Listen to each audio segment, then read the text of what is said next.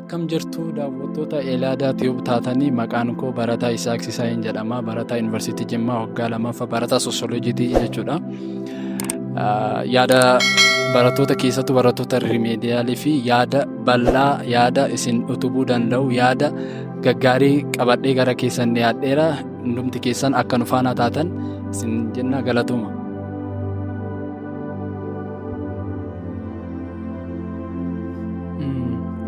Ani bara rimeediyaalii jooyin godhe jechuudha gara Yuunivarsiitii Jimmaatti 2016dha.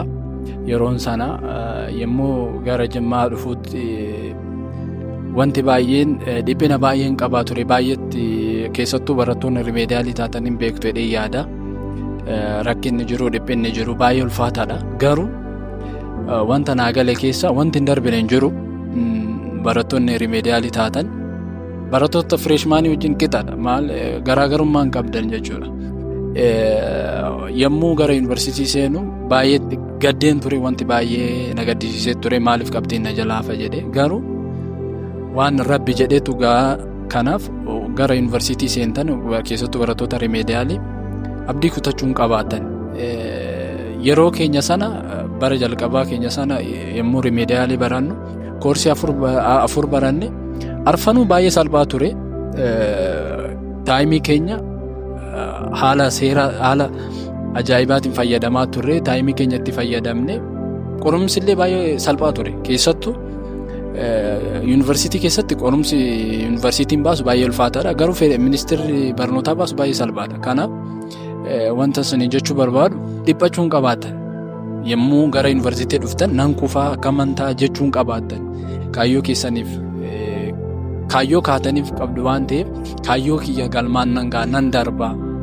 Mul'ata isin qabattanii dhuftan sana mul'ata sana galmaan ga'uuf yaala malee nan kufaa akka nan ta'a jettanii dhiphachuu akka hin qabaanne ekspiriyaansii kootirraa isiniif hima. Tole. Koorsiiwwan rimeediyaalii irratti kennaman koorsii sooshaal saayinsii fakkeenyaaf koorsii afuridha akka ani beekutti.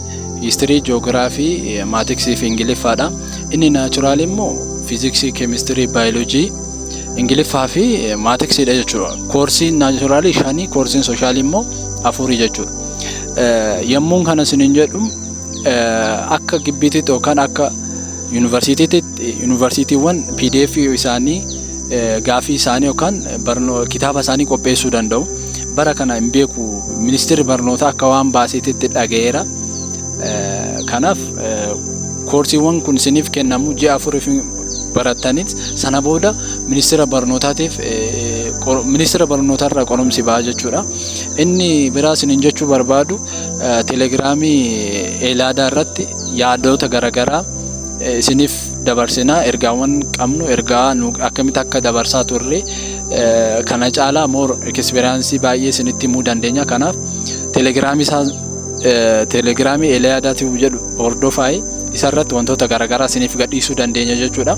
Wanta isiniin jechuu barbaadu dhugaatti dhiphina of keessaa baasuu qabaatan. Akkanan ta'a naan darbu ani hin darbu. Jireenyi yuunivarsiitii qofaanii miti. Wanta naagalee keessaa yoo jiraate barataan tokko kufee jechuun du'e jechuun miti. Kufaatiin ilmi namaa wanta baay'eedhaan dogongoruu danda'a. Wanta baay'eedhaan abdii kutachuu danda'a. Wanta isiniin jedhu dhugaatti abdiin kutatinaa.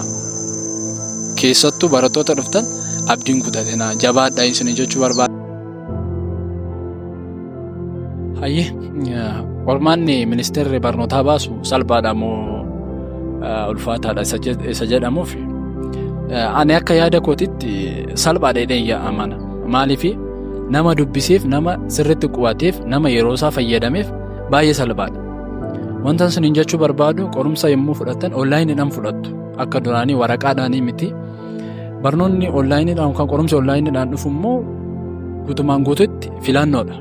Kanaaf wanta isiniin jechuu barbaadu yeroo keessan fayyadamtanii keessattuu teekinooloojiiwwan amma jiran fayyadamtanii kan akka ChatGPT, AI fayyadamtanii PDF keessan, moojila keessan irratti fe'uudhaan gaafiiwwan garaagaraa exercise gootu jechuudha. Kanaaf wanta isiniin jechuu barbaadu salphaadha garuu salphaadha jettanii qoosuun qabaatan keessattuu keessan keessattuu barataa rimeediyaalii taatanii gonkumaa qoosuu hin qabaattan yeroo keessan fayyadamuu qabaattan. Yommuu yeroo keessan fayyadamuu baattan wanta biraatu isin qunnama jechuudha. Kanaaf laayifii gibbii keessatti argitaniin keessi keessan hin raafamin.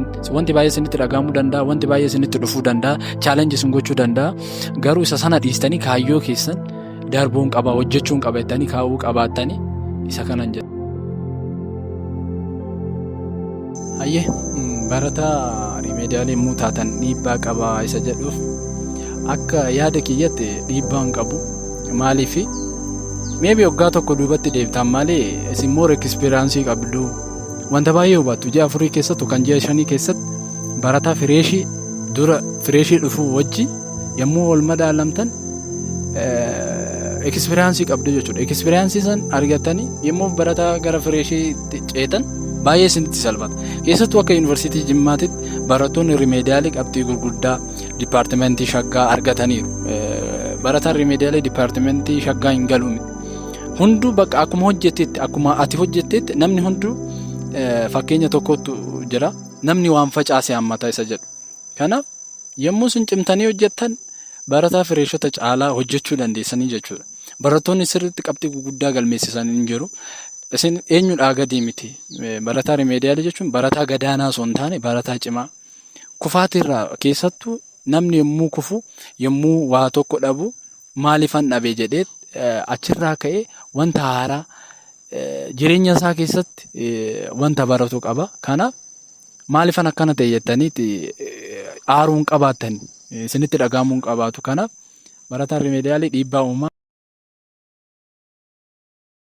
Dhumarratti dhaamsaan isiniif dabarsu jiraate gabaabumatti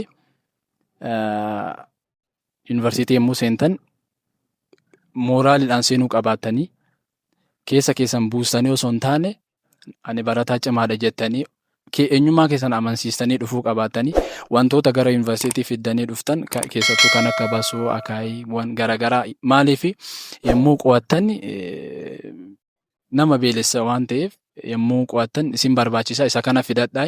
Tokkoffaa wantoota barnootaaf isin barbaachisu kan akka waraqaa shoortinootii irratti barreeffattan fidattanii dhufuu qabdu. Dhumarratti dhaamsi ani dabarsu hundumti keessanuu hin darbitu. Inni biraa immoo teelegiraamii Elaadaa Tiwiibii irratti keessa seentanii yaadota garaagaraa nuuf dhiyeessuu hin dandeessanii. Yuutuubii kana immoo saabskraayib godhaa. Baay'eetti isin jaaladhaa. Galatoo.